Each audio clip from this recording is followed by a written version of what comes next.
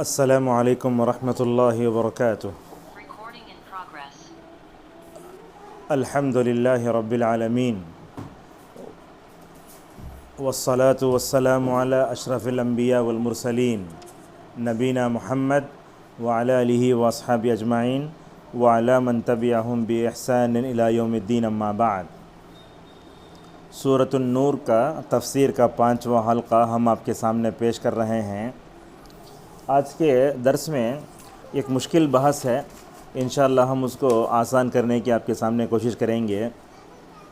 اللہ تعالیٰ نے فرمایا والذین یرمون ازواجہم ولم یکن لہم شہداء الا انفسہم فشہادۃ احدہم 4 شہادات باللہ انہ لمن الصادقین والخامسۃ ان لعنۃ اللہ علیہ ان کان من الکاذبین وَيَدْرَعُ عَنْهَا الْعَذَابَ أَن تَشْهَدَ 4 شَهَادَاتٍ بِاللَّهِ إِنَّهُ لَمِنَ الْكَاذِبِينَ وَالْخَامِسَةُ أَنَّ غَضَبَ اللَّهِ عَلَيْهَا إِن كَانَ مِنَ الصَّادِقِينَ وَلَوْلَا فَضْلُ اللَّهِ عَلَيْكُمْ وَرَحْمَتُهُ إِنَّ اللَّهَ وَأَنَّ اللَّهَ تَوَّابٌ حَكِيمٌ۔ تو ہم آپ کے سامنے اس سورہ نور کی ابتدائی آیتیں پڑھے ہیں۔ آپ جانتے ہیں شریعت میں لعنت کرنا منع ہے، جیسا کہ رسول اکرم صلی اللہ علیہ وسلم نے خود فرمایا لعن المومن کا قتل، کہ لعنت کرنا مومن کو قتل کرنے کی طرح ہے۔ شریعت میں کسی کافر پر بھی لعنت نہیں کر سکتے، خاص طور پہ ایسے بول سکتے اللہ لعنت اللہ علی الکاذبین، اللہ لعنت اللہ علی الظالمین، لیکن خاص طور پر کسی کو اگر لعنت کرتے ہیں، اگر وہ اس کا مستحق نہیں ہے تو وہ لعنت دوبارہ نعوذ باللہ اس کے پاس لوٹ کر آ جاتی ہے۔ ابو الدرداء کی حدیث آتی ہے ترمذی میں، رسول اللہ صلی اللہ علیہ وسلم نے فرمایا لا یکون المؤمن لعانا ولا طعانا ولا الفاحش ولا البذی۔ آپ نے فرمایا کہ مومن جو ہے لعن طعن کرنے والا نہیں ہوتا، بد زبان بھی نہیں ہوتا اور گالی گلوچ کرنے والا بھی نہیں ہوتا۔ تو ایک دوسرے پر لعنت کرنا کیسا ہے؟ بالکل جائز نہیں ہے۔ آپ صلی اللہ علیہ وسلم نے تو فرمایا کہ تم جو ہے اب بد دعا اور لعنت اپنے بچوں پر بھی نہ کرو۔ آپ نے فرمایا کہ تم اپنے بیوی پر، اپنے مال پر، اولاد پر بد دعا مت کرو، پتہ نہیں کس وقت میں تمہاری جو ہے بد دعا قبول ہو جائے۔ تو لعنت کا معنی کیا ہوتا ہے آپ کو بتاتے ہیں۔ لعنت کا مطلب ہوتا ہے هو الطرد والعباد عن رحمت اللہ تعالی۔ آپ لعنت کا مطلب یہ ہوتا ہے کہ آپ کسی پر لعنت کرتے ہیں تو گویا اسے اللہ کی رحمت سے دور کر رہے ہیں۔ اور آپ جانتے ہیں جن گناہوں کے کرنے سے لعنت ہوتی ہے اس کو گناہ کبیرہ کہا جاتا ہے، جیسا کہ امام ذہبی رحمہ اللہ نے الکبائر کتاب میں نقل کیا ہے کہ رسول اللہ صلی اللہ علیہ وسلم نے کئی چیزوں پہ لعنت فرمائی ہے۔ اور خصوصاً ایک کتاب کا حوالہ دینا چاہوں گا اس درس میں، وہ دو کتاب ہے الداء والدواء اور الجواب الکافی لمن سأل عن الدواء الشافی۔ اس کتاب میں علامہ ابن القیم رحمہ اللہ نے وہ تمام گناہوں کو جمع کر دیا ہے جن گناہوں کے کرنے سے لعنت یا تو اللہ بھیجتا ہے یا تو رسول اللہ صلی اللہ علیہ وسلم کی ہوتی ہے۔ تو ایک دوسرے پر لعن طعن کرنا جائز نہیں ہے، مگر آج کی آیتوں میں دیکھیں گے کہ بیوی شوہر پہ لعنت کرتی ہے، شوہر بیوی پہ لعنت کرتی ہے، تو یہ ایک موقع آتا ہے لعان کا، اسے بولتے ہیں لاعن یلاعن ملاعنتا ولعانا۔ ان آیتوں کے شان نزول میں ایک واقعہ ذکر کیا گیا ہے، حافظ صلاح الدین یوسف رحمہ اللہ نے اس کو نقل نہیں کیا ہے، لیکن بات یہ ہے ہلال ابن امیہ ایک صحابی تھے جو غزوہ تبوک میں کعب بن مالک رضی اللہ عنہ اور مرارہ بن ربیع کے ساتھ پیچھے ہو گئے تھے۔ تو ہلال ابن امیہ نے کیا دیکھا، اپنی بیوی کے ساتھ کسی اور جو ہے مرد کو زنا کرتے ہوئے دیکھا۔ وہ کون تھے؟ شریک تھے، وہ بھی صحابی ہیں۔ اور ایک بات آپ کو بتا دیتے ہیں، صحابہ اکرام سے جرائم بہت کم ہو، جیسا کہ اس سے پہلے بتا چکے ہیں۔ تو دیکھتے ہی جو ہے پریشانی ہوئی کہ بیوی کے ساتھ شوہر نہیں ہے، دوسرا کوئی مرد ہے۔ تو رسول صلی اللہ علیہ وسلم بھاگ کر آئے، کہنے لگے یا رسول اللہ میں نے اپنی بیوی کے ساتھ جو ہے شریک ابن سہمہ کو دیکھا ہے، تو حکم کیا ہوگا؟ تو رسول صلی اللہ علیہ وسلم نے فرمایا یا ہلال البینۃ والا حد فی ظہرک۔ آپ نے فرمایا اے ہلال ذرا ایسا دیکھو، اگر تم اپنی بیوی کے ساتھ کسی کو دیکھتے ہو تو تمہیں 4 گواہوں کو لانا پڑے، جیسے کہ اللہ خود فرماتا ہے، دیکھو والذین یرمون ازواجہم ولم یکن لہم شہداء الا انفسهم فشهادۃ احدهم 4 شہادات باللہ، جو لوگ اپنی بیویوں پر بدکاری کی تہمت لگائیں اور ان کا کوئی بجز خود ان کی ذات کے نہ ہو، تو ایسے لوگوں میں سے ہر ایک کا ثبوت یہ ہے کہ 4 مرتبہ جو ہے کیا کرنا، وہ قسم کھا کر کہنا کہ وہ سچوں میں سے ہے۔ تو حضرت شاید اسلامی سلطنت کا پہلا واقعہ تھا، آپ صلی اللہ علیہ وسلم نے حضرت ہلال ابن امیہ رضی اللہ عنہ کو انتظار کرنے کے لیے کہا، شاید ایسے روایتوں میں آتا ہے۔ تو اس موقع پر یہ آیتیں اتریں، تو ہلال ابن امیہ رضی اللہ عنہ نے کہا یا رسول اللہ آیتیں اتر گئی ہیں، ایسے لگتا ہے کہ میں کیا ہو جاؤں گا، مطلب حد سے کیا ہو جاؤں گا، بچ جاؤں گا۔ رسول اکرم صلی اللہ علیہ وسلم نے ان کو بلایا اور ان کی بیوی کو بلایا، اور یہ روایتوں میں آتا ہے کہ یہ جو شوہر بیوی نے ایک دوسرے پر جو لعنت کی نا، تو یہ اللہ کے نبی صلی اللہ علیہ وسلم کے ممبر کے پاس ہوا، فتلعنا فی المسجد کا ذکر آتا ہے۔ تو کیا ہوتا ہے، صالح فوزان حفظہ اللہ کی ایک کتاب ہے، اس کتاب کا نام ہے الملخص الفقہی۔ اس کتاب میں کتاب اللعان کے تعلق سے وہ لکھتے ہیں، سننے والوں سے ہم گزارش کرتے ہیں کہ وہ جو ہے میوٹ پر ان میوٹ پر رکھیں، اس لیے کہ دوسرے لوگوں کو تکلیف ہوتی ہے۔ جی ہاں، تو کیا کرنا، 4 مرتبہ قسم کھانا کہ وہ سچوں میں سے ہے، 5ویں مرتبہ قسم کھا کر کہے کہ اس پر اللہ کی لعنت ہو اگر وہ جھوٹوں میں سے ہے، اور اس عورت پر سزا دور ہو سکتی ہے کہ 4 مرتبہ اللہ کی قسم کھائے یقیناً اس کا مرد جھوٹ بولنے والوں میں سے ہے، 5ویں مرتبہ یہ کہے کہ اللہ تعالیٰ کا غضب ہے اگر اس کا خاوند سچوں میں سے ہے۔ تو کیا کرنا، 4 مرتبہ قسم کھانا میں سچوں میں سے ہوں، اور 5ویں مرتبہ بولنا اگر وہ جھوٹ ہے تو اس پر اللہ کی لعنت ہے۔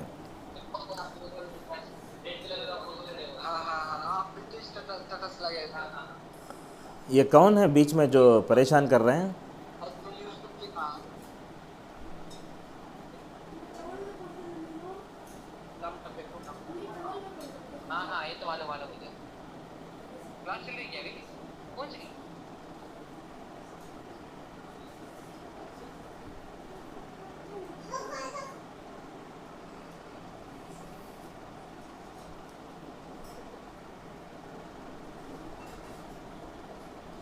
جی،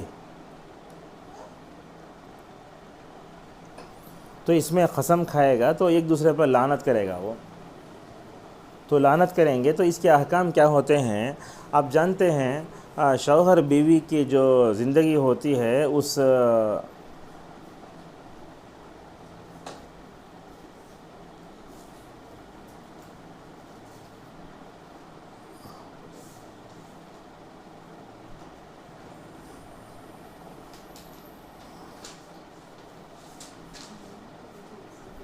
شوہر بیوی کی جو زندگی ہوتی ہے اس زندگی کا دار و مدار جو ہے محبت پر ہوتا ہے۔ اگر محبت شک میں بدل جائے تو بعد میں بڑے بڑے مسائل پیدا ہو جاتے ہیں۔ تو ہلال ابن امیہ رضی اللہ تعالی عنہ کے ساتھ ان کی بیوی کا ملاعنہ کر دیا گیا۔ تو روایتوں میں آتا ہے کہ من السنتی التفریق المؤبد بین المتلاعنین، ان کے دونوں کو الگ کر دینا چاہیے۔ اور آپ جانتے ہیں جیسے میں نے کہا کہ محبت کی وجہ سے وہ رشتہ باقی رہتا ہے، جیسے ہی وہ محبت ختم ہو جاتی ہے، شکوک و شبہات پیدا ہو جاتے ہیں، تو ہوتا کیا ہے، وہ جہنم میں جانے سے پہلے ازدواجی زندگی جہنم بن جاتی ہے۔ اس کی مثال پیش کرتے ہیں، ایک کیسے کہ شکوک و شبہات آتے ہیں، مثلا ایسے کہ شوہر گھر میں داخل ہوا تو بیوی کس سے بات کر رہی تھی، حالانکہ وہ بھائی سے بات کر رہی تھی، لیکن اسے شک آتا مرد کی آواز آ رہی ہے، اب پتہ نہیں تم کس سے بات کر رہے ہو۔ ایسے اگر جملے آتے ہیں تو اہل علم کہتے ہیں اس بارے میں کہ آتے ہی فوراً فون بند نہیں کرنا، بات کرتے رہنا چاہیے، اور بات کرنے کے ساتھ ساتھ یہ بتا دینا چاہیے کہ میں نے کس سے بات کی ہے۔ تو یہ شکوک و شبہات جب آتے ہیں، غلط فہمی آتی ہے، بدظنی آتی ہے، تو دونوں کا رشتہ متاثر ہوتا ہے۔ لہٰذا ازدواجی زندگی کے بعد غلط فہمی جو ہوتی ہے، شکوک و شبہات جو ہوتے ہیں، اور خصوصاً بیوی اور شوہر کو چاہیے کہ وہ تہمت کی جگہوں سے بھی اپنے آپ کو بچائیں۔ مثلاً کیسے ہوتا ہے، بس اوقات ہم زندگی میں دیکھتے ہیں کہ شوہر کیا کرتا ہے، وہ بیوی کے پاس آ کر کسی اجنبی عورت کی تعریف کرتا ہے، تو بولتے ہمارے ماموں کی بیٹی بہت خوبصورت ہے، یا بولتے خالہ کی بیٹی بہت اچھی تھی آج، یا پھر کبھی سالی کے بارے میں آ کر جو ہے گفتگو کرتا ہے۔ تو اس صورت میں ہوتا کیا ہے، اس وجہ سے شکوک و شبہات پیدا ہو جاتے ہیں۔ تو شکوک و شبہات پیدا ہونے کے یا تہمت کے جو مقامات ہوتے ہیں، اس سے جو ہے مکمل طور پر بچنے کی ضرورت ہے۔ کیسے بچیں گے؟ دونوں کو چاہیے کہ وہ اللہ تبارک و تعالیٰ سے ڈریں اور شکوک و شبہات کا دروازہ نہ کھولیں۔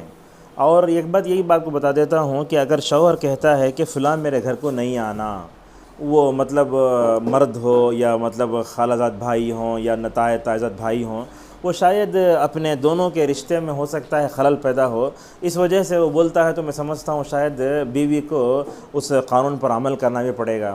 اب بعض لوگ بولتے ہیں اسے ایسا کرنے سے رشتے نہیں ٹوٹتے، وہ دونوں کے رشتے کو باقی رکھنے کے لیے شریعت نے بہت کیا ہے ماشاءاللہ تاکید فرمائی ہے۔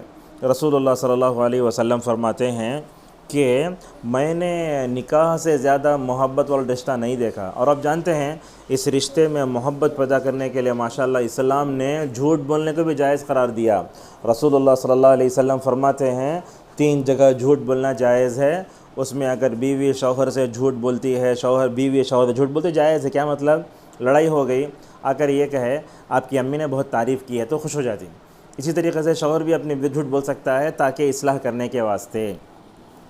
تو یہ جو ملاعنہ ہوتا ہے، لعان کیا ہوتا ہے، اس میں شوہر کا بیوی پر سے کیا ہو جاتا ہے، مطلب بھروسہ اٹھ جاتا ہے، اور بھروسہ اٹھنے کے بعد دوبارہ وہ بھروسہ آنا، اعتماد آنا مشکل ہے۔ اور چونکہ مسئلہ شرمگاہوں کا ہے، عزت کا ہے، اس لیے لوگ اس میں بہت محتاط ہوتے ہیں۔ لہٰذا حضرت عائشہ رضی اللہ عنہ فرماتی ہیں کہ جب دونوں لعان کر لیتے اس پہ جو ہے لعنت بھیجتے، میں سچوں میں سے وہ جھوٹا ہے، تو اس کے بعد کیا کرنا، دونوں کو ہمیشہ کے لیے الگ کر دینا چاہیے۔ کیوں؟ اس لیے کہ دونوں کو ہمیشہ کے لیے الگ کرنا کیوں بولے تو ان دونوں کی جو مطلب بھروسہ تھا نا، وہ بھروسے میں زلزلہ پیدا ہو گیا، شکوک و شبہات پیدا ہو گئے، اور جب بغض و عداوت آ جاتی ہے تو بیوی کا شوہر کا ایک ساتھ مل کر جو ہے زندگی گزارنا بیکار ہے۔ آج کل ہم یہی دیکھتے ہیں، میاں بیوی میں جو محبت ہونا چاہیے وہ فلموں میں ہے، میاں بیوی میں جو محبت ہونا چاہیے وہ فرضی شوہر بیوی میں جو ہے وہ گانوں میں آتی ہے، سیریلوں میں آتی ہے، حقیقی زندگی میں وہ گم ہو کر رہ گئی ہے۔ لہذا ضرورت ہے کہ شوہر اپنی بیوی سے عشق کرے۔ دیکھیے، بلکہ ابن القیم رحمہ اللہ تو اتنا کہتے ہیں کہ شوہر کا اپنی بیوی سے عشق کرنا بھی عبادت ہے، اور بلکہ حضرت عبداللہ ابن عباس نے یہ فرمایا کہ بیوی کو چاہیے کہ وہ اپنے شوہر کے سامنے بن ٹھن کر رہے، اور ابن عباس نے یہ بھی کہا کہ وعاشروہن بالمعروف میں یہ بھی آتا ہے کہ شوہر کو بھی اپنے بیوی کے لیے بن ٹھن کر رہنا چاہیے۔ ایسے بالا پرانے کپڑے ٹی شرٹ پہن کر تو کیا ہوتا، اگر وہ اپنے شوہر سے اچھے جو ہے خوبصورت انداز میں ہینڈسم لڑکی کو دیکھتی ہے تو کیا ہوتا ہے، اپنے شوہر کی عظمت دل سے نکل جاتی ہے۔ تو لہٰذا لعان کا یہ واقعہ بتا کر اللہ تعالیٰ بتاتا ہے آدمی کو اپنی بیوی کے ساتھ متنازع ہونا چاہیے، اور یہ بھی بتایا گیا کہ عورت کو چاہیے کہ وہ اپنے شوہر کی غیر موجودگی میں کسی غیر محرم کو نہ بلائے۔ ہمارے گھروں میں ماحول ایسا ہوتا ہے، دیور آتا، جیٹ آتا، گیس والا آتا، یا نہیں تو پھر جو ہے ڈیلیوری بائی آتا، یا نہیں تو جو ہے الیکٹریشن آتا ہے، تو ہم گھروں میں دیکھتے ہیں کہ معمولی ایسے ہی چھوڑ دیتے ہیں۔ یہ بات غلط ہے نا، یہ اگر ایسے ہوا تو اللہ نہ کرے اگر کوئی مطلب بدکاری پڑ گئی تو کیا کریں گے؟ اسی لیے رسول اکرم صلی اللہ علیہ وسلم نے فرمایا لا یخلون رجل بامرأۃ الا وثالثہم الشیطان، کوئی بھی اجنبی مرد اجنبی عورتوں کے ساتھ نہ جائے مگر وہ تیسرا شیطان ہوتا ہے۔ اور جن گھروں میں عورتیں اکیلے رہتی ہیں تو وہاں شوہر کے علاوہ بھائی محرم کے علاوہ کسی کو نہیں جانا چاہیے۔ اب جوائنٹ فیملی تو کیسے کرنا، اس معاملے میں بہت محتاط ہونا چاہیے۔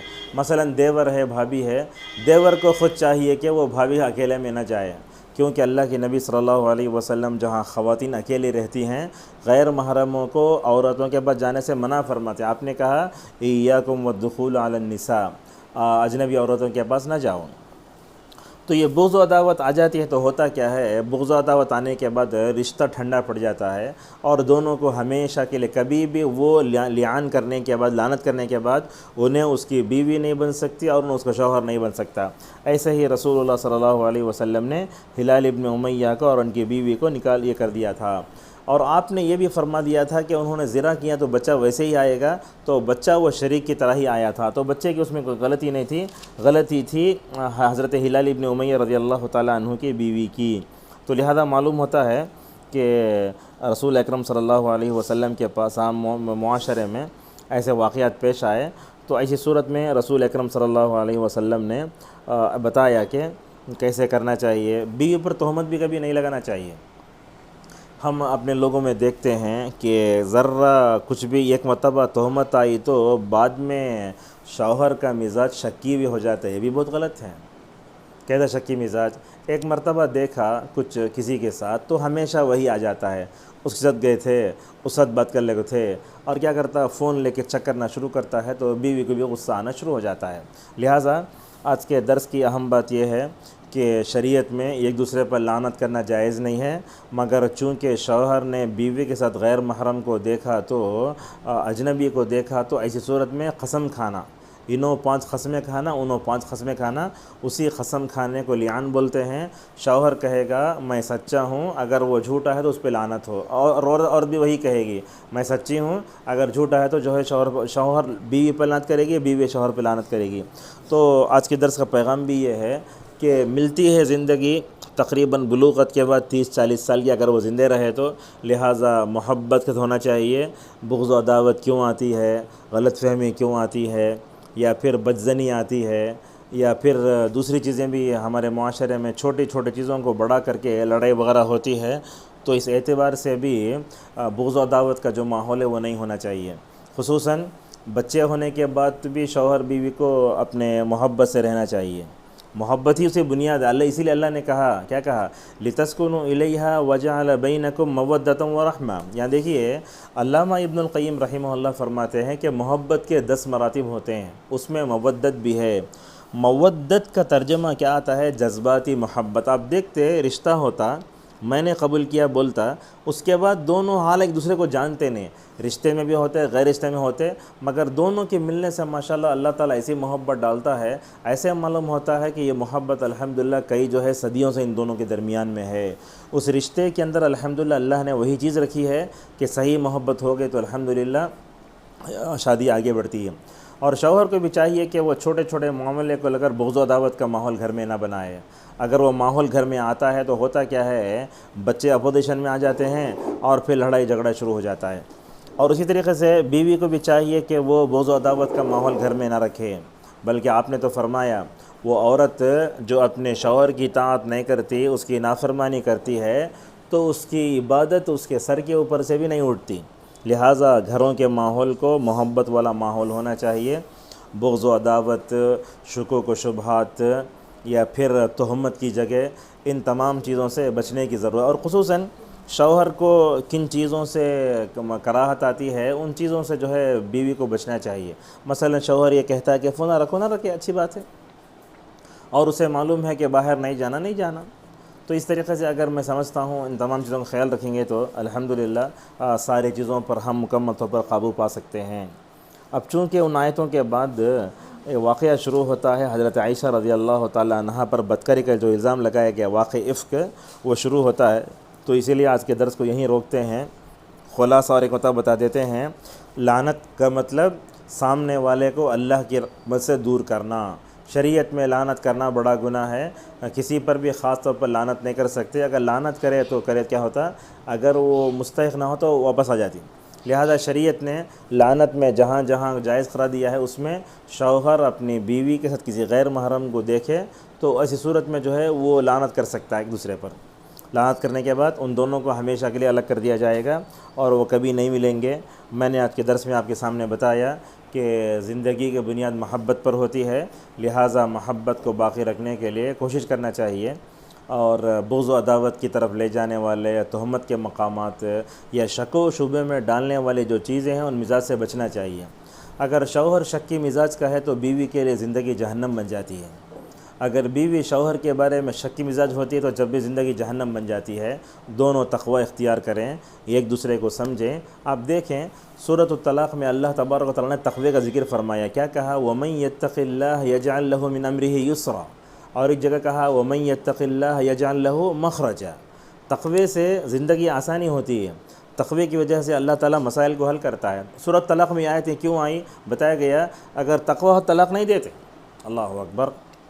تو اس طریقے سے دونوں متقی ہوں، دونوں ایک دوسرے کو پہچانیں اور دونوں ایک دوسرے کے حقوق کو ادا کریں، اور قیامت کے دن اللہ تعالیٰ کی جواب دہی کے احساس کے بارے میں ڈرنا بھی چاہیے۔ آپ صلی اللہ علیہ وسلم نے فرمایا، خبردار سن لو، بیوی کو اس کے شوہر کے اس کے بچوں کے بارے میں پوچھا جائے گا، کلکم راع و کلکم مسئول عن رعیتہ۔ اگر ایسی محبت ہو تو سمجھتا ہوں الحمدللہ بغض و عداوت کا ماحول ختم کیا جا سکتا ہے۔ اور آخری میں ایک چیز یہ بتانا چاہوں گا آج کے درس میں، اگر ہم اپنی ازدواجی زندگی میں محبت کو باقی رکھنا چاہتے ہیں، بغض و عداوت کو ختم کرنا چاہتے ہیں، شک کے مزاج کو ختم کرنا چاہتے ہیں، تو ہمیں جناب محمد الرسول اللہ صلی اللہ علیہ وسلم کو بحیثیت شوہر پڑھنا ہوگا۔ کیا زندگی تھی آپ کی، اللہ اکبر۔ آپ صلی اللہ علیہ وسلم کیا فرماتے ہیں، دیکھو، خیرکم خیرکم لأہلہ، خیرکم خیرکم لأہلہ وانا خیرکم لأہلی، رواہ الترمذی۔ یہ حدیث کے 2 ٹکڑے ہیں، پہلا جو ہے وہ دعویٰ ہے، دوسرا ٹکڑا دلیل ہے۔ آپ فرماتے ہیں تم میں سب سے بہتر وہ ہے جو اپنے بیوی بچوں سے اچھا سلوک، اپنے بیوی سے اچھا سلوک کرے، اور آپ نے یہ کہہ کر بتایا میں اپنی بیویوں میں سب سے اچھا سلوک کرنے والا ہوں۔ لہٰذا رسول اللہ صلی اللہ علیہ وسلم بڑے بحیثیت شوہر آپ نے اپنی بیویوں کو بہت محبت دی۔ کیا محبت تھی؟